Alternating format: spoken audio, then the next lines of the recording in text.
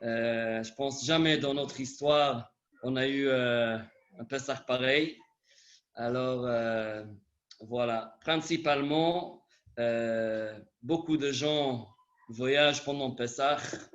Donc, on n'a pas l'habitude de faire Pessah chez nous. Pas tout le monde a tous les kelim, tous les ustensiles pour faire Pessah à la maison. Donc, cette année, on doit cachériser les kelim qu'on a à la maison, qu'on utilise pendant l'année. Il y aura besoin de nettoyer la maison, que peut-être pas tout le monde a l'habitude. On verra, on va essayer de voir, de discuter ensemble les différentes possibilités qu'on a. Voilà, en général, cette année, il faut savoir qu'on ne cherche pas à être rigoureux. On va essayer de chercher les culottes, on va être plus souple possible. Donc, là, je vais commencer par l'histoire de Hagalat Kelim, comment cachériser les ustensiles. Je parlais un petit peu de ce sujet depuis la Gemara, le Rishonim, peut-être une demi-heure comme ça. Ensuite, on va passer à la partie pratique, comment on doit faire pour cachériser notre cuisine, que ce soit prêt pour Pessah. Et après, à la fin, s'il y a des questions, alors volontiers, je suis là. Et là, Marc, il va enlever le muet pour tout le monde. Comme ça, on peut entendre tout le monde. Si vous voulez de temps en temps aussi, peut-être il peut vous faire donner un peu de voix. Mais pour le moment, je profite que je suis le seul qui peut parler. Alors, voilà. Tov. Alors, tout d'abord, on commence par ce qui se marquait dans la Torah, dans Parashat Matot. Parashat Matot, la Torah au sujet de Kelei Midian, après la guerre que le peuple juif ils ont eue avec le pays de Midian, après l'histoire de Balak et Bilam, qu'on connaît le Parashat Balak, ils devaient faire la vengeance contre le pays de Midian. Ils ont fait la guerre, ils ont vaincu, ils ont tué Bilam. Voilà, sur le retour, il y a Kadosh Baruch Hu qui dit comme ça au peuple juif. Et je vous lis qu'est-ce qui est marqué dans le Pasuk, dans Bamidbar, Perek Lamed Aleph, chapitre 31, Psukim, Chaf Aleph, Chaf Bet, Chaf Gimel, 21, 22, 23. ויאמר אלעזר הכהן אל אנשי הצבא הבאים למלחמה, אלעזר הכהן, il dit aux personnes qui reviennent de la guerre, voilà le peuple juif qui revient de la guerre, Zot chukat Torah asher tzivah Hashem et Moshe. Ce sont les lois de la Torah que Hashem a ordonné à Moshe Rabbeinu. Rashi il fait remarquer tout de suite que c'est Elazar Cohen qui parle, c'est pas Moshe Rabbeinu. Moshe Rabbeinu, dit Rashi, Moshe, il était en colère juste auparavant. C'est marqué Vaiktsof Moshe al Pikudei Chayil. Moshe, il s'est mis en colère contre les soldats qui sont revenus de la guerre. Il a vu qu'ils n'ont pas tué aussi les femmes de Midian, que c'est ces femmes qui ont été le piège pour le peuple juif juste avant. Donc, il était énervé. Et Rashi, il dit, un grand moussard pour tout le monde, quelqu'un qui vient, l'ichlal ka'as, quelqu'un qui est en colère, alors, ba l'ichlal ta'ut, il fait des erreurs. Et justement, Moshe Rabbeinu, il a oublié la halachot de cachérisation des ustensiles. Et c'est pour ça qu'Elazar Cohen, c'est lui qui devait rappeler sa halachot au klal Israël. Alors, quelles sont les halachot? Dit la Torah, achet hazahav et hakasef, את הנחושת, את הברזל, את הבדיל ואת העופרת. Voilà tous les ustensiles qui sont faits en or, en argent, en cuivre, en fer, en étain et en plomb. Tous ces ustensiles-là, dit la Torah, Kol davar asher yavo ba'esh, ta'aviru ba'esh, v'taher. N'importe quel ustensile qui a été utilisé avec du feu, quelque chose qui a été utilisé auparavant avec du feu, alors il faut le faire repasser dans le feu, vetaher pour le rendre tahor, pour le rendre pur, ach bemenida itchata. Mais il faut le tremper avant dans un mikvé. Ça, Rashi explique. Menida, ça veut dire c'est l'eau qu'une femme nida doit se tremper. Ça fait référence au mikvé. Vechol asher lo yavo ba'esh ta'aviru hamayim. Mais un ustensile qu'on n'utilise pas avec le feu, par exemple, quelque chose qu'on utilise à froid, dit Rashi, par exemple, des assiettes, des verres, des choses comme ça, hein. Alors, Ta'avir ou Bamaim, ils n'ont pas besoin de faire une kashérisation particulière, mais juste simplement, en fait, Vilat Kelim, on le trompe au mikveh. Alors, c'est quoi un exemple d'un keli qu'on utilise directement avec le feu, un ustensile qu'on utilise avec le feu? C'est, dit la Gemara, Rashi ramène sur place, c'est Shipudim ve'askelaot. On parle d'une broche quand on fait la grillade, une broche ou un gris qu'on pose dessus un plaque qu'on met dans le four. Voilà, des choses comme ça. Ça, c'est des choses qu'on utilise directement avec le feu. Ça, si un goy il a utilisé ça avant, ça veut dire c'est taref, c'est pas kasher. Alors là, pour le rendre kasher à utilisation, il faut d'abord kasheriser avec qu'est-ce qu'on appelle l'iboun, avec du feu. On passe avec un chalumeau aujourd'hui, ou bien on le met directement dans un feu. Alors là, à ce moment-là, c'est kasher. Et après ça, il faut évidemment tremper dans un mikveh. Ça, c'est comme n'importe quel ustensile neuf qu'on n'a jamais utilisé. Si on achète d'un goy, ou on prend d'un goy, il faut le faire passer dans un mikveh. Ça, c'est marqué dans Chazal, c'est comme un ger tzedek, comme un converti. Quand il devient juif, il doit passer par un mikveh. Alors, pareil, un keli qui sort d'un goy et il rentre chez le peuple juif, là aussi, ce keli, il va avoir un trempage dans le mikveh, il faut le tremper dans le mikveh pour recevoir cette kedusha, cette sancteté de Klal Israël. Ça c'est parashat Matot. Il y a un deuxième parashat dans la Torah qui parle de kashérisation d'ustensiles et c'est dans parashat Tzav, la parashat qu'on va lire la semaine prochaine. Alors, c'est vrai qu'en général, on lit dans le Sefer Torah. Cette année, encore une fois, très particulier. On ne lit pas dans le Sefer Torah, malheureusement. Mais vous savez que c'est bien, chacun, après la tefila de Shacharit, c'est bien de sortir un chumash et d'essayer de lire la paracha de la semaine, comme on fait dans le Sefer Torah, mais on lit dans le chumash. Ça, c'est une bonne chose, un bon comportement de faire. À part la mitzvah en général qui s'est marquée dans Shulchan Aruch Siman Resh Pei Hei, vous savez, la mitzvah de lire chaque parasha, Shnai Mikra ve'echad Targum. Il y a une mitzvah de lire chaque parasha de la Torah, 2 fois chaque pasuk, et une fois le Targum Onkelos, la traduction en araméen de Onkelos, qui est imprimé dans le Sidurim. Ça, c'est bien de lire, en tous les cas, chaque semaine. Donc, semaine prochaine, on va arriver à parashat Tzav. Qu'est-ce que c'est marqué dans Parashat Tzav? Là-bas, la Torah parle des korbanot. Plus précisément, Parashat, le korban khatat. Je vous lis que c'est marqué là-bas. On est dans Vayikra, Perek Vav, chapitre 6, Psukim, Yutret, Yutet, etc. C'est marqué là-bas comme ça. Daber el Aaron ve'el banav lemor, zot Torah khatat. Parle à Aaron et ses enfants.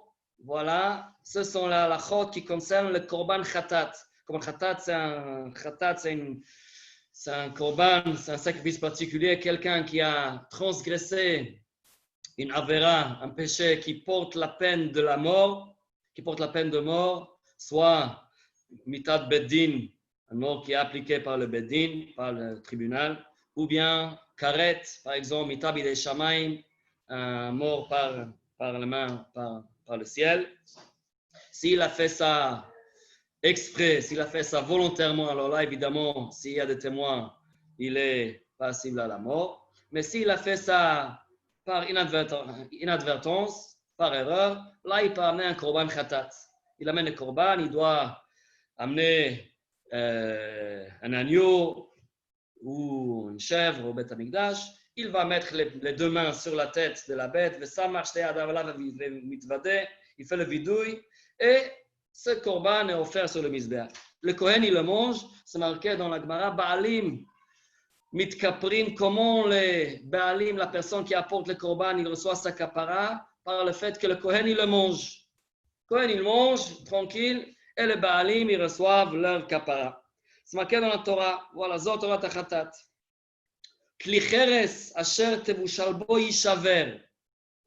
Si le Kohen, il veut manger la viande, alors évidemment, il ne le mange pas cru. Il peut le cuire comme il veut. Il peut faire une grillade. Il peut le cuire dans une casserole. Il peut faire une tagine. Il peut faire qu'est-ce qu'il veut avec ce korban khatat. C'est marqué dans la Torah. S'il a choisi à cuire ce khatat dans un kli cheres, dans un keli en argile, yishaver. Il faut qu'il casse ce ustensile. Il ne peut pas réutiliser. C'est utilisation unique. Il utilise une fois, après, il doit casser l'ustensile. Par contre, la Torah termine. S'il est cuit dans un ustensile en cuivre, dans la Gemara, c'est marqué également tous les autres métaux. Au morag, à ce moment-là, il faut qu'il le passe dans l'eau. Dans l'eau, dans le sifri, c'est marqué dans l'eau chaude, l'eau bouillante. Donc, on explique en 2 mots, ça veut dire, s'il a utilisé un keli en argile, là, il doit le briser, il doit le casser, ce keli, il ne peut pas réutiliser. Si c'est en métal, il peut réutiliser, à condition qu'il va le passer dans l'eau bouillante. S'il le trempe dans l'eau bouillante, c'est kasher, c'est bon, c'est kasher. Alors, évidemment, la question est, si le Kohen, il mange le korban khatat, pourquoi il doit casser l'ustensile?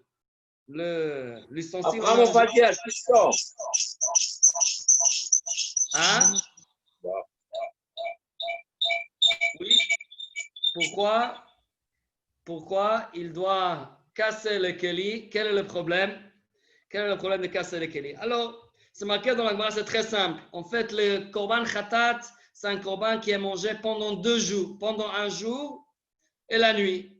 Un Kohen, il a le droit, il y a un délai pour manger le korban, il n'a pas toute la journée pour le manger. Il mange la journée où ça a été offert et la nuit. Le lendemain matin, ça devient périmé. Il n'a pas le droit de manger. Ça s'appelle notar. Ça s'appelle notar, quelque chose qui reste, on doit le brûler avec du feu. Si le Kohen, il le mange après le lendemain matin, il est chayav karet. Le Kohen, il est chayav mita. C'est très grave. C'est comme qu'il mange chametz le Pesach. C'est comme qu'il mange Yom Kippour. Ça devient interdit.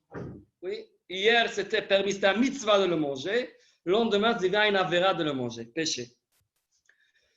Qu'est-ce que c'est intéressant? Que ce n'est pas que la viande qui devient interdite, mais aussi la casserole où on a cuit la viande. Cette casserole-là, si il y a le goût, le casserole, il absorbe le goût de cette viande, khatat. Donc, pendant la journée, la nuit, là, c'est kasher. On peut utiliser la casserole, le goût, il ne me dérange pas. Mais le lendemain matin, ce goût aussi est notar. Ce goût qui est absorbé dans la paroi, pas seulement la viande est notar, mais aussi le goût qui est dans la casserole aussi est notar et interdit à la consommation. Si on va cuire encore une fois dans cette casserole, le goût va sortir et va rentrer dans l'aliment qu'on a cuit dedans et ça va le rendre aussi interdit. C'est pour ça qu'il faut cachériser ce casserole. Oui, ça va, vous entendez? Est-ce qu'il y a tout le monde qui m'entend? Oui, on entend. Hazak, ok, super. Voilà. Donc, la Torah nous dit, si la casserole est en métal, il n'y a pas de problème. On fait cachérisation par l'eau, comme on a dit. Morak veshutaf bamaim, on va le laver, on va le faire tremper dans l'eau bouillante. Par contre, si c'est klicher, si c'est un kli en argile, on doit le cachériser, mais on ne peut pas. Pourquoi? Parce qu'un kli en argile, l'ustensile en argile, on ne peut jamais utiliser, on ne peut jamais cachériser. Rashi sur place, il dit la phrase He'id hakatuv, le pasuk témoigne ici, she'en kli cheres yotze midei dofio le'olam. Le kli cheres, le kli en argile, il garde toujours un peu le goût absorbé et on ne peut jamais sortir ce goût, jamais, jamais. C'est pour ça qu'il n'y a rien à faire et ce keli doit être cassé. On ne peut rien faire. C'est Gemara également dans Psachim, d'Aflam et d'Amoudbet. Donc, en 2 mots, en résumé, qu'est-ce qu'on a vu? Dans Parashat Matot, on a étudié les halachot de Liboun. Les halachot de Liboun, ça veut dire un keli qui a été en contact avec le feu. Par exemple, on a dit les broches, les grilles, etc. Ça, il faut le passer par le feu pour cachériser. Là, dans Parashat Tzav, on a vu la halachot de Hagala, quelque chose qui a été utilisé, une marmite par exemple, qu'on a cuit le korban khatat. Marmite, on utilise aussi avec de l'eau, avec un liquide. Ça, il faut cachériser avec de l'eau bouillante. Jusqu'à là, on est clair. C'est tout bon, voilà. Maintenant, on continue. La Gemara dans Masechet Avodah Zara, Daf Ayin Hei Amud Bet. C'est tout à la fin Masechet Avodah Zara. La Gemara amène ça la halacha. La Gemara dit la chose suivante. C'est un Mishnah. La Gemara dit la chose suivante. Alokach kli tashmish me'ovdei kochavim. Si on achète un keli d'un goy, alors etch darko l'adbil yadbil, quelque chose qui était une assiette, un verre, quelque chose qu'on utilise à froid, on trempe simplement dans le mikvé. L'agil, yagil. Si c'est quelque chose qui a été utilisé avec l'eau bouillante, il faut le tremper dans l'eau bouillante. Le laben be'our, si c'est quelque chose qui a été utilisé avec le feu directement, il y a la ben be'our, il faut le passer par le feu. Et la Gemara donne l'exemple, la chipot ve'askela, la broche est un gris, mais la banane be'our, il faut le faire passer par le feu. Voilà, ça c'est la Mishnah, Daf Ayin Hei, Amud Bet, dans Masechet Avodah Zara. La Gemara, dans le Daf juste après, Daf Ayin Vav, tout en haut, la Gemara dit comme ça. Ramilei, Rav Amram, le Rav Sheshet. Rav Amram a posé la question à Rav Sheshet. Il a demandé comme ça, Tnan, Hashipodim ve'askela melabnan be'ur. On vient de dire qu'une broche, un gris qu'on a utilisé avec le feu, il faut le cachériser par le feu. Par le feu, voilà. Mais il dit, problème, il y a un Mishnah dans Masechet Zvachim. Masechet Zvachim, Daf Tzadik Hei Amud Bet. La Gemara dans Masechet Zvachim dit un autre halacha. Shipot ve'askela, une broche, il faut le cachériser, Magilan berotrim. On le trempe dans l'eau bouillante. Vous avez entendu? On peut cachériser une broche, même si ça a été utilisé dans le feu, on peut le tremper dans l'eau bouillante et ça suffit. Comme ça, c'est marqué dans Masechet Zvachim par rapport au korbanot.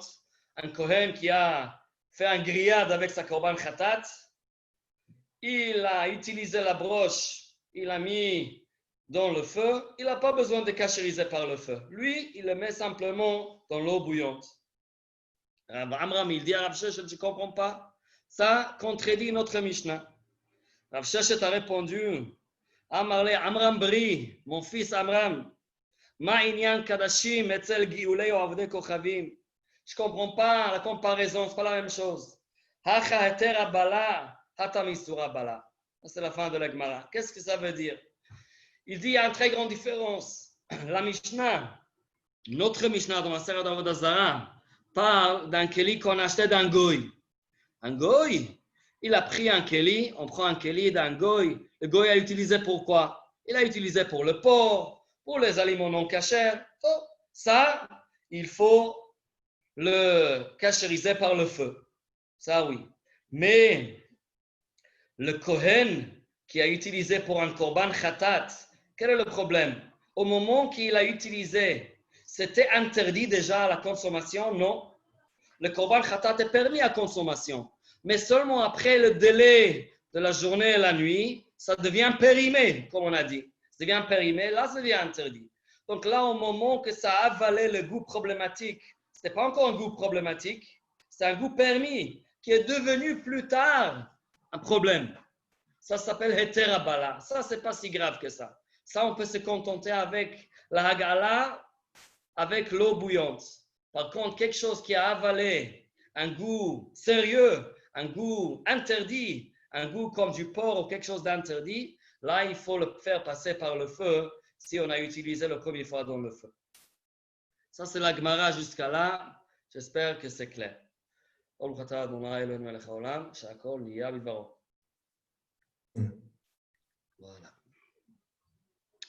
Donc, notre problème maintenant va être pour Hametz.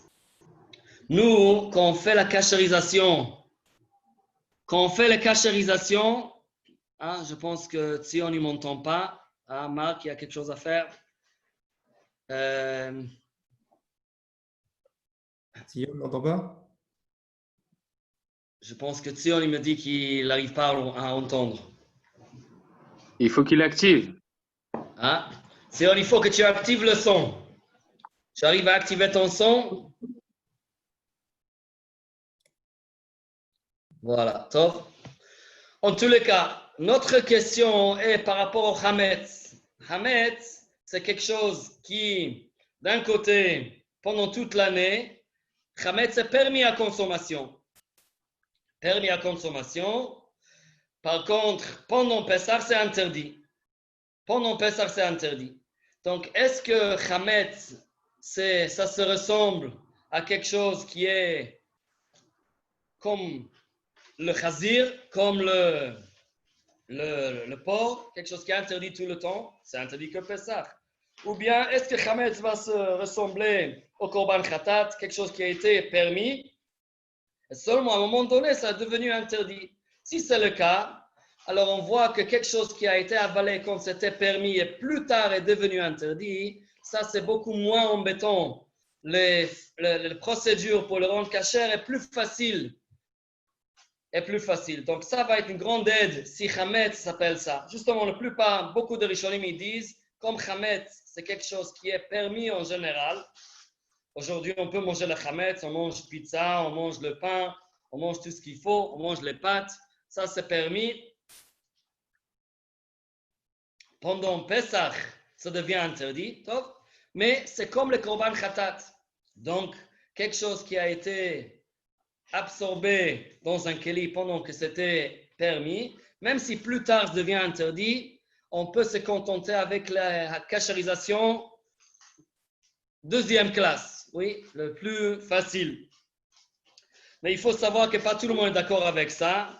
Il y en a qui disent, il y a le Ramban, le Ran, d'autres Rishonim qui disent que le Hametz, c'est pas exactement comme le Korban Khatat.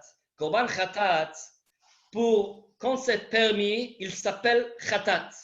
Quand il devient interdit, il change de nom. Il s'appelle Notar. C'est un autre nom. Hametz, par contre, pendant que c'est permis, ça s'appelle Hametz. Et quand c'est interdit, ça s'appelle aussi Hametz. Le nom, il ne change pas. Donc, par rapport au moment que c'est interdit, c'est-à-dire par rapport au Pessah, on ne va pas dire que ce nom a changé. Si le nom n'a pas changé, c'est possible que ça s'appelle quand même Issur Abala. Parce que par rapport au Pessah, ça s'appelle toujours, le nom Hametz reste le même nom. Et c'est pour ça que le Ramban, il a la vie, il dit que ça s'appelle Issur Abala. Donc on a besoin de grande sorte de Hagala, la grande sorte de Liboun, pardon, pour le rendre kasher. Pour expliquer c'est quoi la halakha. C'est quoi la halakha dans tout ça? Voilà, on a parlé un peu Liboun, Hagala, on a parlé des choses interdites, des choses qu'on achète d'un goy, on a parlé un peu de Hametz de Pesach. Maintenant, c'est quoi la halakha? Alors, halakha est comme ça. Shulchan Aruch, il dit un keli, on va parler maintenant de kelim qu'on utilise avec le feu. Une broche ou un gris qu'on a acheté d'un goy, acheté de la part d'un goy. Shulchan Aruch, il dit dans Yoredea Kufraf, c'est marqué kelim anikachim en agoyim tzrichim liboun. Si on a acheté des kelim comme ça qu'on utilisait dans le feu, on a besoin de liboun. Besoin de faire liboun, il faut le passer dans le feu avec un chalumeau, dans un feu, etc. Dans Ilchot Pesach, par contre, Ilchot Pesach, c'est quoi la halakha? Une broche qu'on a utilisée, ou un gris, ou on a mis en pizza. On a fait, voilà, il y a ici des experts de pizza parmi nous. Voilà, donc, voilà, il rigole, David. Donc, le gris qu'on a posé en pizza, normalement, si on a acheté comme ça d'un goy, ou le goy a utilisé un fromage qui n'est pas kasher, qui est peut-être à la base d'un ferment lactique ou de ferments qui sont de base animale, alors là, il faut faire l'iboun, il faut passer avec chalumeau. Par contre, si c'est une question de Pesach, on veut cachériser notre four à pizza kasher de toute l'année pour fabriquer des matzot. Shulchan Aruch dit, dans ce cas-là, ça suffit normalement, hag'ala. On le trempe dans l'eau bouillante et ça suffit. Évidemment, on ne va pas tremper un four dans l'eau bouillante, mais on parle des grilles et des broches, ça suffit, hag'ala. Le Rama sur place, dans Taf Nun Aleph, Shulchan Aruch Taf Nun Aleph, il nous dit que vous savez qu'il y a deux niveaux de liboun. Très important de savoir, quand on parle de liboun, passer quelque chose dans un feu. Dans un feu, il faut atteindre une température de 500 degrés. 500 degrés Celsius. Si on arrive à 500 degrés, ça s'appelle liboun chamour, le vrai liboun. Si on arrive à ça, ça c'est bon. Mais le problème avec ça, c'est que, voilà, un four par exemple qui marche sur le principe de pyrolyse, il y a des fours qui marchent avec pyrolyse. Ce genre de four, ils arrivent à 500 degrés. Donc, si on a besoin de cachériser quelque chose, on peut le mettre dans le four à pyrolyse, les plaques de four, les broches, etc. On arrive à cette température de 500 degrés, ça c'est bon. Par contre, la plupart des fours à la maison qu'on utilise n'arrivent pas à 500 degrés. On arrive à maximum 250 degrés. 250 degrés dans la halakha, ça s'appelle liboun kal. Liboun kal, c'est un deuxième degré de liboun, de cachérisation, et c'est égal à une hagala. C'est égal à une hagala comme faire bouillir, ébouillanter quelque chose dans l'eau bouillante. Ce niveau de liboun kal, c'est le même niveau que hagala. Donc, ça nous laisse à quoi? Si on veut cachériser un keli d'un goy, on ne peut pas le cachériser dans notre four si on n'a pas pyrolyse. Si on a pyrolyse, pas de problème. Mais si on veut cachériser quelque chose de non cachère, il faut vraiment arriver à 500 degrés, soit four pyrolyse, soit chalumeau. Pour Pessah, par contre, si on a dit avant que Pessah, ça suffit, on considère Pessah, c'est Hetera Bala, ça s'appelle qu'on a avalé le blial, le goût qui est rentré dans le paroi, ça s'appelle Heter, ça s'appelle que c'est permis. Alors à ce moment-là, on peut se contenter avec Hagala ou Liboun Kal, 250 degrés est largement suffisant. Donc si on veut parler de notre four, on a utilisé un four pour pizza, on veut savoir comment cachériser un four pour Pessah. Le four, ça, on n'a pas besoin de pyrolyse. Si on a, tant mieux, évidemment. On met les plaques et tout dedans, on allume, même si je sais que c'est pas...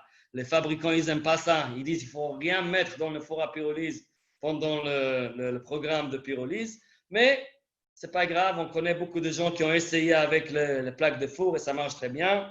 Il n'y a rien qui arrive. Et tout est cachère à 100%. Mais pour Pessah, même si on n'a pas un four à pyrolyse, on a un four qui arrive à 250 degrés. Si on veut le cachériser, on le met, on allume pendant 1 heure sur 250 degrés qui est le plus fort, ça suffit. Et ce four est cachère pour Pessah. Le problème, c'est quoi? C'est les plaques et les broches, on a dit avant. On a dit que c'est un machloket. Ce n'est pas évident, pas tout le monde est d'accord. On se montre normalement le khumra et pour juste uniquement les plaques du four, on passe avec un chalumeau. Si on a cette possibilité, on passe un chalumeau sur les plaques de four. Attention, pas le four même. Le four même, ça suffit, d'après tout le monde, d'allumer à 250 degrés, c'est bon. Par contre, les plaques du four ou les broches, etc., ça, si on a la possibilité de le faire en chalumeau, on fait. Sinon, on le met dedans quand même à 250 degrés. Et après, on recouvre en papier aluminium. Comme ça, les aliments cachés, les Pessah, ne vont pas toucher directement les plaques de cuisson pendant Pessah. Ça, c'est recommandé. Ça, c'est le meilleur chose à faire pour les fours et pour les plaques de four. On va passer maintenant, je vais essayer d'aller rapidement parler de la cuisine, comment on cachérise la cuisine. parce que peut-être pas tout le monde a l'habitude de le faire. Donc, on a parlé avant de deux sortes de cachérisation. Liboun, c'est avec du feu.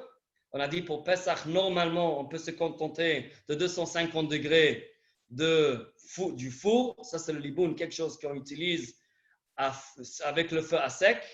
Ou bien, on a parlé aussi d'agala, ça c'est l'eau bouillante. C'est quelque chose qu'on utilise à chaud, mais avec l'intermédiaire de quelque chose d'autre. Ce n'est pas directement sur le feu. Une marmite, on n'utilise jamais une marmite à sec. On met la viande avec un peu d'eau.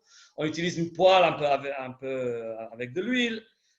Toutes les autres choses, en général, on utilise avec d'autres intermédiaires et ce n'est pas que le feu. Donc là, on le cachérise avec hagala, c'est-à-dire avec l'eau bouillante.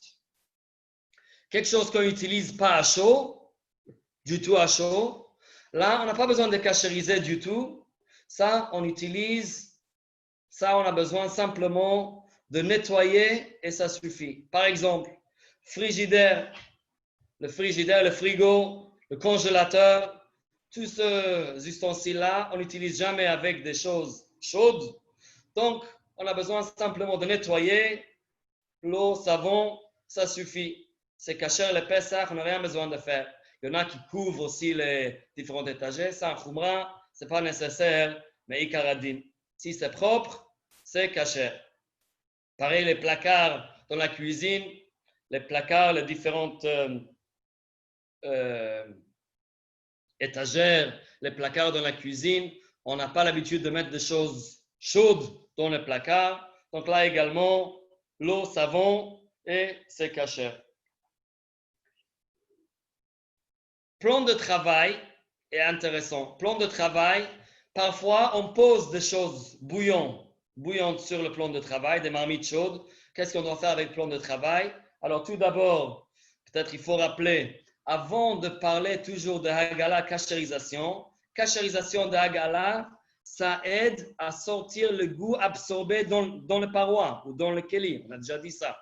Mais s'il y a des restes d'aliments collés sur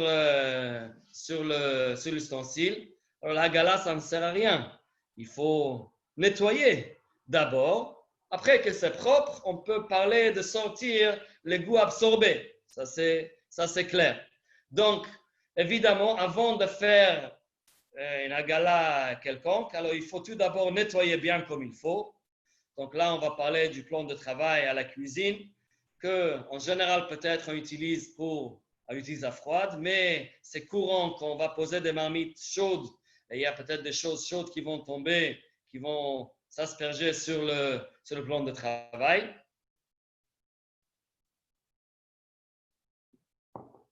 Alors, tout d'abord, on nettoie bien le plan de travail avec l'eau et savon. Après qu'on a bien gratté, là, on prend une bouilloire, on le remplit jusqu'au bout, on l'allume et la gala, ça se fait toujours l'eau bouillante qui est en train de bouillir. Il faut voir les bulles. Donc, le bouilloire doit être branché. Aujourd'hui, on a beaucoup ce bouilloir qui sont sans fil. Problème avec le bouilloire sans fil, qui ne sont pas en train de bouillir dès qu'on débranche la partie sans fil. Donc, il faut faire attention quand on fait la gala, on va verser l'eau bouillante sur le plan de travail. Il faut que le bouilloire soit bien branché à sa base. Il faut que ça soit allumé. Vous savez que la plupart de bouilloires aussi, ils ont un système comme ça. Dès que ça arrive à ébullition, ça s'éteint. Pour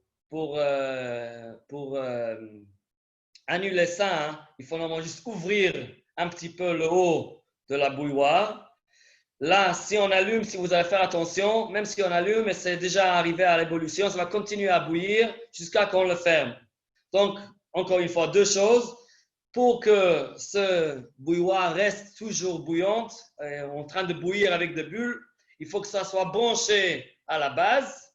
Et ensuite, il faut que ça soit ouvert. Comme ça va continuer à bouillir pendant qu'on va verser sur le plan de travail. Alors attention, il ne faut pas verser sur soi, c'est que sur le plan de travail. Et on peut faire ça rapidement, une grande on verse rapidement sur tout le plan de travail et ça, c'est cacher le Pesach. Le minhag, c'est cependant que même après qu'on a cachérisé le plan de travail au Pesach, il y en a beaucoup qui ont le minhag de recouvrir avec un papier aluminium. Ça, c'est bien de faire. Comme ça, même au cas où on a raté on a loupé une petite partie de ce plan de travail, c'est pas grave, même si on a posé une marmite de Pesach dessus, il n'y a rien qui va se passer. Donc, on recouvre avec une autre couche de papier aluminium, un peu épais. Comme ça, on est entièrement couvert, comme on dit. Voilà. Donc, ça, c'est le plan de travail. L'évier. Alors, l'évier intéressant. L'évier en inox, je parle. Inox, c'est encore une fois, on le nettoie soigneusement. Il faut bien nettoyer. Fais attention à l'évacuation de l'eau. Là-bas, souvent, il y a collé des vrais manger, des vrais restes de nourriture. Il faut bien nettoyer.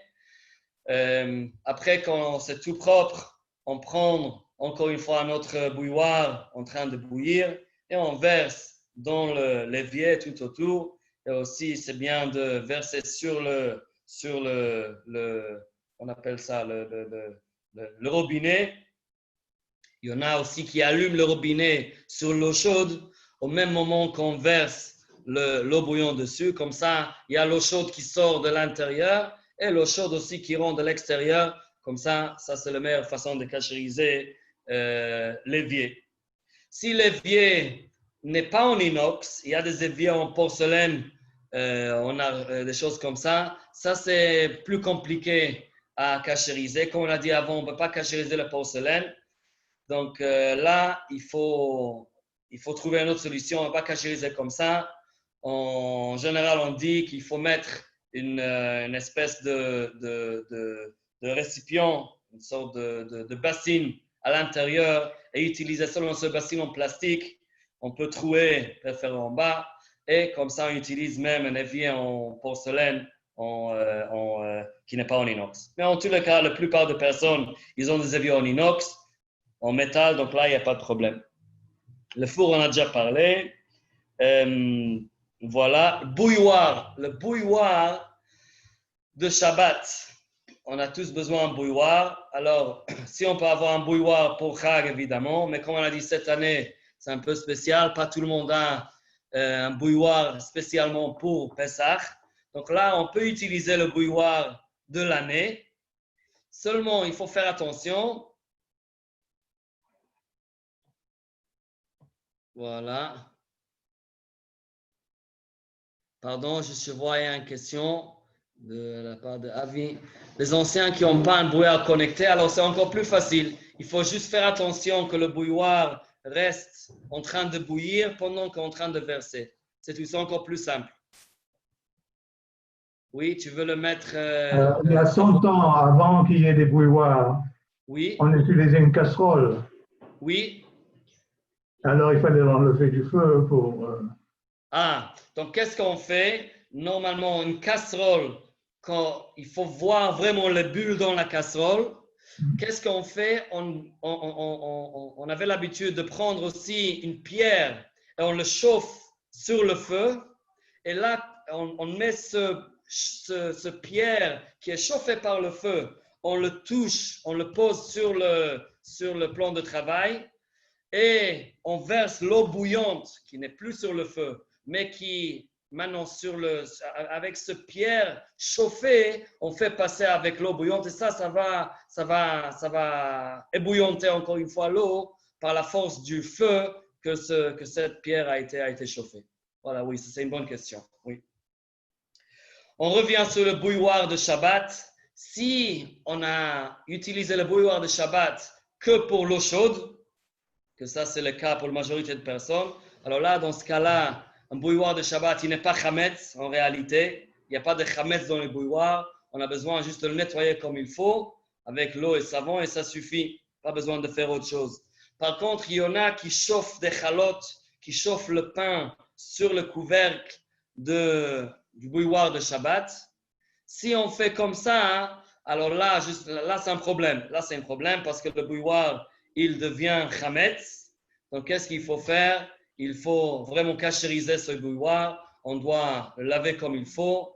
Je n'ai pas dit avant que quand c'est une marmite qu'on veut cachériser, il faut attendre d'abord 24 heures avant d'utiliser à chaud. Ensuite, on le remplit jusqu'en haut. On fait bouillir une fois avec l'eau à l'intérieur. Le couvercle aussi doit être trempé dans l'eau bouillante. Et à ce moment-là, ce bouilloire est caché le Pessah. La plaque de Shabbat, en général, on pose des marmites sur la plaque. Encore une fois, celui qui a une plaque de Shabbat pour Pessah, tant mieux. Mais sinon, alors, qu'est-ce qu'il faut faire? On va bien nettoyer la plaque de Shabbat. Il n'y a plus de reste de nourriture. Surtout si on a l'habitude de poser du pain pour chauffer sur la plaque de Shabbat. Donc, c'est vraiment chametz. Qu'est-ce qu'on fait? No, leave it open. Thanks. Doesn't matter. Alors, on va laisser allumer cette plaque pendant une bonne heure, comme ça, sur le maximum. Sur un bouilloire, sur un plat de Shabbat, il n'y a pas de maximum. En tous les cas, on le laisse pendant une heure jusqu'à ce que c'est très, très chaud. Et après, on va recouvrir avec un épais morceau d'aluminium, un bon morceau d'aluminium. Et comme ça, on va essayer de faire attention de ne pas poser des matzot ou quoi que ce soit directement sur la plaque, mais seulement par l'intermédiaire de ce morceau de papier aluminium qu'on a posé sur la plaque de Shabbat. Pour les marmites, alors encore une fois, cette année, alors il faut savoir que dans les poskim, c'est marqué qu'il faut éviter de cachériser des marmites et des casseroles et des couverts qu'on utilise pour chametz pendant Pessah. Mais ça, c'est l'echatrila. Ça, c'est seulement a priori. Cette année, on est dans une situation de b'di'avad. On est a posteriori. Il n'y a pas tout le monde qui peut acheter tout un set complet de vaisselle pour Pessah. Donc, cette année, on va autoriser de cachériser les marmites, les casseroles, etc. Donc, quelqu'un qui a des marmites, évidemment, en inox, on parle de ça. Si c'est en argile, on n'en parle pas. Mais la plupart de marmites, casseroles aujourd'hui sont en inox. Donc, il faut simplement bien les laver, bien nettoyer. Parfois, il faut faire très attention autour où il y a comment on appelle ça? What do you call the handles? Les anses. Les poignées. Les poignets. Exactement, les poignets. Parfois, là-bas, il y a le manger qui colle autour de là-bas. Il faut utiliser un produit décape-four ou quelque chose comme ça autour pour détruire le reste des aliments autour des poignets. Et après, qu'est-ce qu'on fait? On va faire la chose suivante. Si c'est une casserole assez petite, alors là, on prend une autre casserole qui est déjà cachée le Pessah. Ça, c'est qu'est-ce qu'il faut mieux faire. Ou bien sinon, on prend le plus grand casserole qu'on a à la maison. On ne va pas utiliser pendant 24 heures. On va le remplir avec de l'eau et on va le faire bouillir. On va attendre que les bulles y arrivent.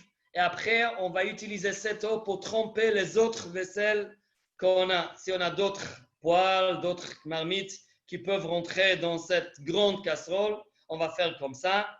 Et maintenant, si ce n'est pas assez grand pour faire tremper la casserole en une fois, parfois on a une poêle, on veut faire tremper les deux côtés. Alors, contrairement au halachot de Tvilat Kelim, vous savez que quand on trempe des kelim, quand on achète d'un go, il faut le tremper en une seule fois. On ne peut pas tremper en deux fois. Si on n'arrive pas à faire en une seule fois, ce n'est pas valable. Mais pour Hagala, comme l'idée, c'est de faire sortir les différents goûts qui sont absorbés, on peut le faire en deux fois, en plusieurs fois. Donc, on fait d'abord la première partie, après on retourne et on fait l'autre partie. Ça, on peut faire. Ça, c'est permis. Seulement, il faut faire attention qu'on arrive à immerger dans cette eau bouillante la totalité de cette casserole. Si on arrive à faire ça, c'est kasher. Il ne faut pas oublier aussi les couvercles des marmites. eux aussi sont soumis à la chotla de Hagala. Il faut le tremper. On peut utiliser une pince, quelque chose pour le faire entrer. Si on utilise une pince, il faut, pendant qu'on le trempe, il faut parfois légèrement bouger la pince. Comme ça, la partie où la pince est collée à l'ustensile, cette partie aussi va aussi être immergée dans l'eau bouillante. Il faut juste faire attention, il faut veiller que pendant la Hagala, l'eau est en train toujours de bouillir. Il faut faire très attention, l'eau il est sur le feu. Parfois, on met une casserole qui est froide, on le trempe dedans, on voit que l'eau, il s'arrête à bouillir. Donc ça, il faut laisser la casserole à l'intérieur jusqu'à qu'on revoie encore une fois les bulles. Et là, à ce moment-là, c'est caché. Pareil pour les couverts, si on a des fourchettes, des couteaux, toutes sortes de cuillères. Voilà, exactement les cuillères, les couverts.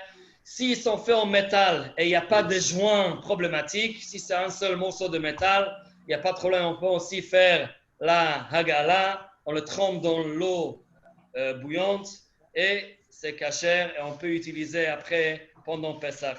Il y a minhag juste après la Hagala de faire laver les différents ustensiles à l'eau froide. Juste après qu'on a mis dans l'eau chaude, on le met dans l'eau froide. Ce choc-là, la différence entre l'eau chaude et l'eau froide, ça c'est marqué rapporté dans le Rama à la fin de Siman Taf Nun Aleph. C'est bien de faire. Si on arrive à faire, ça c'est le Khatrila. Juste un rappel que sur deux sortes d'ustensiles, les assiettes, en général, ils sont en porcelaine. Les assiettes en porcelaine, on ne peut pas faire la Hagala, même si en général, les assiettes ne sont pas utilisées sur le feu, mais on a l'habitude d'utiliser directement du feu, on pose sur les assiettes. Donc ça, il faut éviter. On ne peut pas cachériser les assiettes. Donc, ça, il faut avoir spécial pour Pesach, ou bien on utilise des assiettes en plastique. Voilà, il y en a des femmes qui sont d'accord, il y en a des femmes qui ne sont pas d'accord. Et les maris ne sont pas d'accord. En tous les cas, ça, c'est la grande machloket pour la vaisselle en plastique pendant Pesach. Voilà, on laisse à chacun gérer chez lui. Maintenant, la dernière chose, c'est les ustensiles en verre. Les ustensiles en verre, pour nous les Sfaradim, on a la vie très facile avec le verre, parce que le verre, on considère que le verre est noboléen. Le verre, il ne devient pas taref, jamais, il absorbe rien. En fait, comme le verre est complètement lisse, donc là, le verre, il n'absorbe pas de goût d'ailleurs. Donc, ça veut dire dans la pratique que si on a des assiettes en verre ou évidemment des verres en verre, là, si on le lave bien avec l'eau et savon, il n'y a pas de résidus d'aliments collés quelque part. Là, on peut utiliser tout ça tranquillement pendant Pesach. C'est valable aussi bien pour les Pyrex, pour les différents plateaux. Même si on met dans le four, pour nous les Sfaradim, on se montre souple et surtout cette année, encore une fois, on peut utiliser tous les ustensiles en verre, juste bien lavés.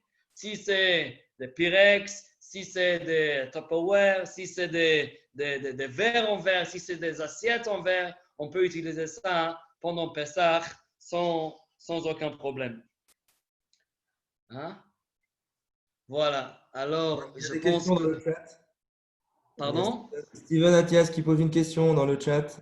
Oui, je vois. Combien de temps il faut laisser tremper les kélim? Il faut juste laisser tremper le moment où il y a les bulles qui montent, on rentre et on sort. Pas besoin de laisser grand-chose. Pour cachériser le four, on doit une autre question.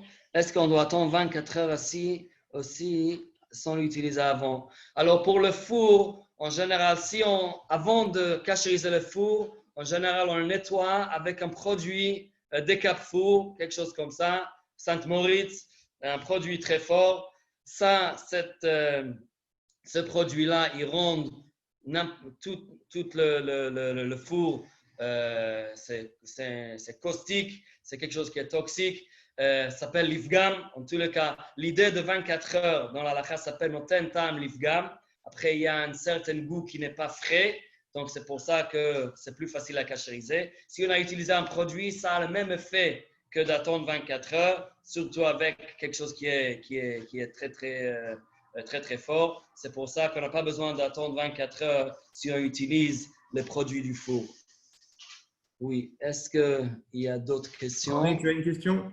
Oui, en fait, c'était par rapport au mikvé. Les mikvés sont fermés dans cette situation. Qu'est-ce qu'on fait pour utiliser, si on veut tremper de la vaisselle dans le mikvé? Il n'y a pas de mikvé. Oui, ça c'est un peu compliqué. Pardon. Est-ce que Armand est là? Le lac. On peut utiliser le lac, c'est vrai. Oui, mais bon. Ouais, d'accord. Attends, tu veux juste laisser Armand parler un petit instant, Marc? Alors, juste que vous sachiez, on est en train d'organiser à Palanes actuellement l'ouverture du mikvé. C'est 2 dimanches qui vont venir. Malheureusement, aujourd'hui, j'ai eu beaucoup de trucs à faire, mais je suis en train de m'en occuper. Il y aura le mikvé qui sera ouvert de 9h du matin jusqu'à 2h de l'après-midi. Les gens qui veulent venir pour amener les affaires au mikvé, ils peuvent venir.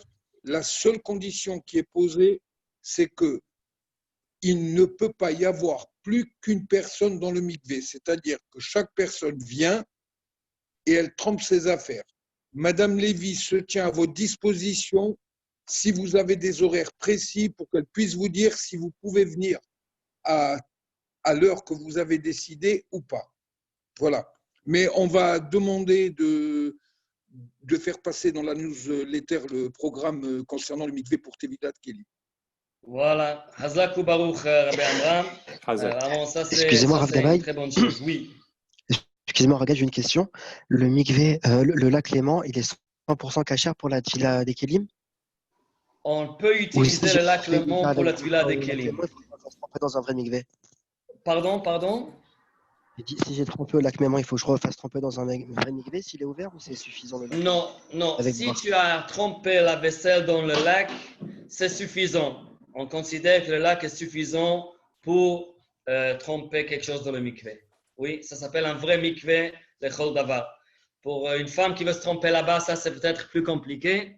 Mais pour le kelim, ça c'est le khatrila. Il n'y a pas de problème. Il faut juste faire attention de bien le tremper, ne pas perdre les différentes parties. Voilà, j'ai déjà perdu des cuillères dans le lac. Si quelqu'un il va le retrouver, avec grand plaisir. Merci beaucoup, Rav. OK. Est-ce qu'il y a d'autres questions? Voilà, peut-être Marc, tu peux enlever, je peux donner à tout le monde à parler. Juste pas tous en même temps. S'il vous plaît. Voilà. OK. Est-ce qu'on a répondu à toutes les questions? Concernant tous les articles qui sont en vert, proprement, Oui. on me dit qu'il faut juste les nettoyer, bien les nettoyer, bien les sécher et c'est bon. Est-ce qu'on est obligé de les tremper quand même dans de l'eau chaude ou il n'y a pas besoin? Pour les articles en verre qu'on a Oui. utilisés pendant l'année, mais qui nous appartient, Oui. si on le lave comme il faut, on n'a pas besoin de le tremper au mikvé après, ni dans l'eau chaude, ni dans l'eau froide.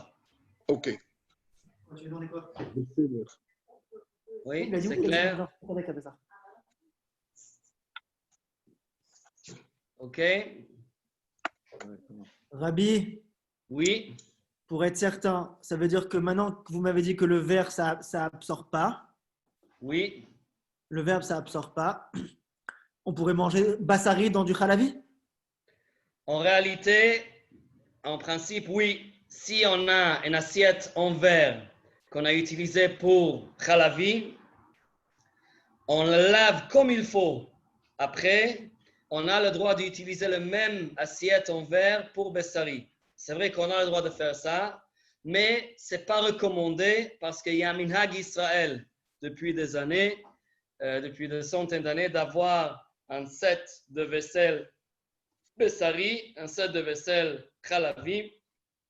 et on ne mélange pas le Bissari et Khalavi. C'est plutôt du peur qu'il y aura un petit reste d'aliments qui reste collé sur l'assiette que d'autres choses. Mais c'est vrai que Minadin, c'est permis. Et cela pour les Ashkénazes et les séfarades? Non, alors ça c'est spécial pour les Sfarades. Pour les Ashkénazes, ils se tiennent plus rigoureux. C'est vrai que les Ashkénazim, en général, ils disent qu'on ne peut pas cachériser comme ça. Il faut soit une cachérisation, ça il y a différents avis. Est-ce qu'il faut une cachérisation pour le verre ou il y en a qui se tiennent très rigoureux et ils disent qu'on ne veut même pas cachériser le verre. Ils le considèrent comme l'argile, comme la porcelaine. C'est pour ça que je précisais pour les Sfaradim, c'est permis, nous on n'a rien besoin de faire. Donc c'est un peu exagéré, vous voyez. D'un côté, pour les Sfaradim, on n'a rien besoin de faire et c'est permis, comme Betzalel a bien dit, même Khalavi Bessari, comme nous on a parlé, Pesach et l'année. Et pour les Ashkenazim, il y en a qui disent que dès qu'on a mis une pizza sur une assiette en verre, c'est fini, on ne peut absolument rien faire et on ne peut jamais le cachériser. Pourtant, il faut savoir que pour Pesach, comme on a dit avant, on a discuté un petit peu sur Issur Abala, Heter Abala. Peut-être que pour Pesach, que ça ne s'appelle pas qu'il a avalé quelque chose d'interdit. Il a avalé quelque chose qui aujourd'hui est interdit. Mais au moment que ça avalait, c'était permis. Donc même les Ashkenazim, ils permettent de faire une pour Pesach. Bien voilà, Rav Gabay. Voilà. Donc ça, c'est... Madame, j'aimerais, s'il n'y a plus de questions sur les Chot Pessah, est-ce que vous pouvez nous dire par rapport au fait que certains rabbins, comme j'ai entendu le Rav Selem, qui ont dit qu'on peut utiliser Zoom à Pessah? Yom Tov, Yom Tov. Oui, c'est un sujet embêtant. Politique, c'est bien. Pardon? Politique, c'est bien. Politique, c'est bien. Je ne rentre pas dans le côté politique, mais juste pour essayer d'expliquer un peu qu'est-ce qui se passe. Je vous pose une autre question. Oui, pas pour Zoom. Zoom, en fait, c'est quoi? C'est une question de mettre en marche une vidéo et un micro un micro et un vidéo qui va nous filmer, qu'on peut être en famille. Voilà, avec des gens qui nous voient à l'extérieur. Est-ce qu'il y a quelqu'un qui pense qu'on peut permettre un microphone, par exemple, à la choule pour diffuser la voix du Chazan, ou pour quelqu'un qui est à la maison, il ne peut pas arriver à la tfila? Est-ce qu'on va permettre un zoom à la choule? Ça, c'est une question que c'est évident que non. Il n'y a personne qui peut autoriser à mettre une vidéo, ni pour un seder, ni pour une tfila, ni pour quoi que ce soit. La seule question là-bas que je veux, ils ont parlé en cas de pikuach nefesh, ils parlent de personnes âgées que peut-être ils sont seuls et on ne sait pas qu'est-ce qui va se passer avec ces personnes pendant 2 jours de fête, s'il n'y a pas de contact avec eux, peut-être ils sont vivants, peut-être ils ne sont pas vivants, peut-être ils sont malades, peut-être dans un cas comme ça, pour un heter très très limité et individuel, peut-être il y a des cas, on sait que pikuach nefesh dochet à Shabbat, on peut dans un cas comme ça, si nécessaire, même prendre la voiture pour le voir à la limite. Oui, je parle. Même ça fait pikuach nefesh, non? Ça, c'est pikuach nefesh. Donc, si c'est vraiment un cas de pikuach nefesh, peut-être.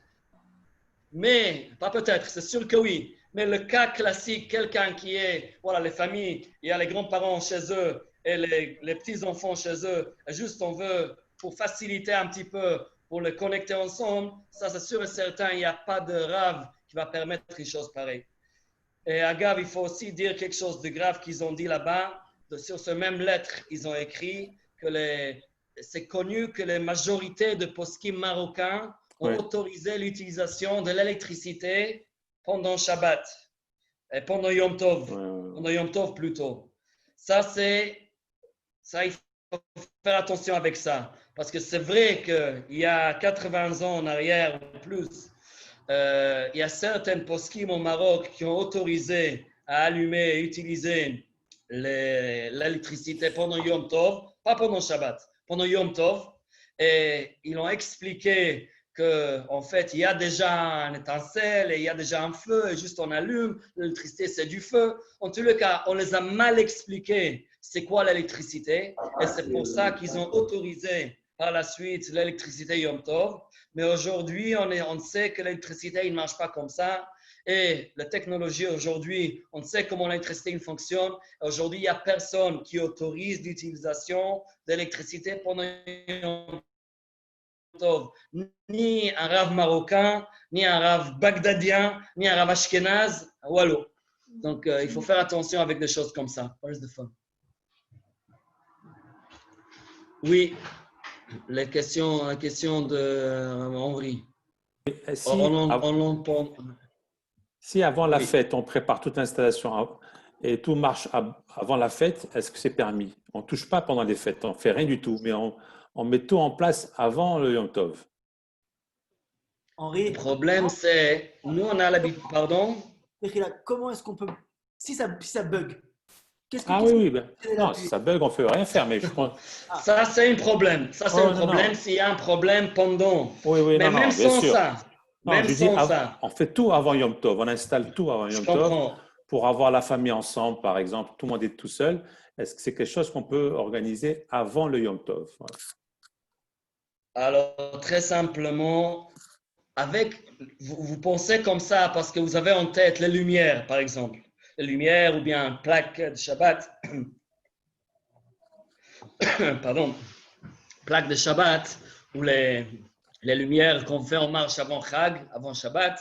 Après, ça marche tout seul pendant Shabbat et Chag. La minuterie. Le problème avec ça, ça c'est quelque chose que nous, on ne fait rien. On le met en marche et ça marche tout seul.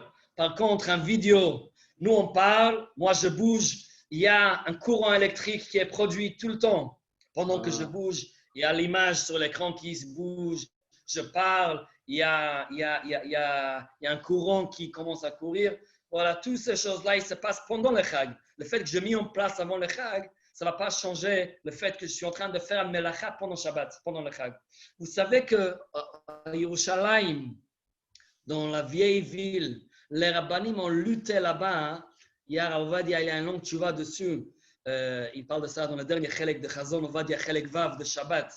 Les caméras qui filment dans la vieille ville, est-ce qu'on a le droit de passer dans la vieille ville d'Yerushalayim pendant Shabbat? Il y avait des rabbanim à l'époque qui sont sortis, ils ont dit que c'est interdit de marcher dans la rue de la vieille ville pendant Shabbat parce que le caméra est en train de nous filmer et ils considèrent que ça s'appelle la melacha qu'on est en train de faire pendant Shabbat. Les maaseh, aujourd'hui, on permet ça, plusieurs raisons. La grande raison, c'est parce que c'est une question de sécurité. Question de pikuach nefesh, qu'on a besoin absolument d'avoir des caméras 24/7 pour voir ce qui se passe à tout moment, quel coin de rue là-bas dans la vieille ville. Et ça, et comme c'est permis pour ça, donc nous aussi, on peut passer sans problème. Mais en tous les cas, il faut savoir que c'est un grand sujet. Et le fait que ça a été mis en marche avant Shabbat, ça ne change rien du tout. Merci. OK. Oui, avis. Marc, on ne l'entend pas. Bon, ici dans mon immeuble, par exemple, dès qu'on sort sur l'étage, de la porte sur l'étage, les lumières s'allument. Donc, il y a une lumière qui s'allume. Oui, c'est inévitable. C'est incapable de changer ça. Oui, ça c'est un grand problème dans beaucoup d'immeubles à Genève. Il y a quelques années, c'était l'horreur, mais maintenant, je pense que tout le monde accepte ça. C'est vrai. C'est vrai qu'on a tendance d'accepter ce genre de lumière, mais en général, c'est la plupart de ces lumières, il y a déjà une lumière de base qui est allumée tout le temps. Dans la majorité des cas, il y a déjà une lumière qui est à 10% ou à 20% qui est allumée tout le temps, lumière de sécurité, et juste quand on passe, ça devient plus fort. Ah, ouais. C'est ça le cas de chez vous? là où j'habite, Ça, c'est le cas dans la plupart des cas. Ça, c'est encore une raison pour permettre, parce qu'on peut se dire qu'on n'est pas du tout intéressé à cette lumière qui augmente. Donc, on peut se contenter avec la petite lumière qu'il y a. Et le fait que ça augmente, ça, ce n'est pas mon problème. Ce n'est pas moi qui le veux. Donc, ça s'appelle Psik Reisha de Lon Michale. Ça, c'est un autre cours en soi. S'il n'y a pas de lumière du tout, ça, c'est déjà bien plus compliqué. Alors là, il faut parler de ça. Pour revenir sur le zoom, hein, il y a quand même, j'ai lu, et je vous ai envoyé. Oui. J'ai lu qu'il y a, je crois, 14 rabbins de haut niveau. Comme, oui, je sais. Je sais. Dit que c'est permis. Ce n'est pas que moi. J'ai vu quand même déjà que ce soir, il y a 7 parmi les 14 rabbins qui ont retiré leur nom. Oui. Déjà, il y a 7 qui ont retiré leur nom. Et parmi les autres 7 qui restent, il y en a qui disent oui, ça a été. On a parlé seulement d'un cas de Pikuach Nefesh. On a parlé d'un cas en particulier. Ça ne peut jamais être un psak public. Non. Et il faut faire attention avec ce qu'on fait avec les réseaux sociaux.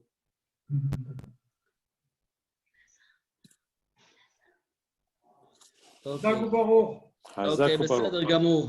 Voilà. Donc, je vous souhaite Chodesh Tov Umevorach. Chag Sameach déjà. Et on va avoir sûrement l'occasion de se revoir, Bezrat Hashem. Marc, est-ce qu'on peut avoir l'enregistrement de cette. Pour partager avec madame, parce qu'il y a beaucoup de choses qui sont intéressantes à faire écouter à madame. Oui, mais il faut passer à la caisse. Hein.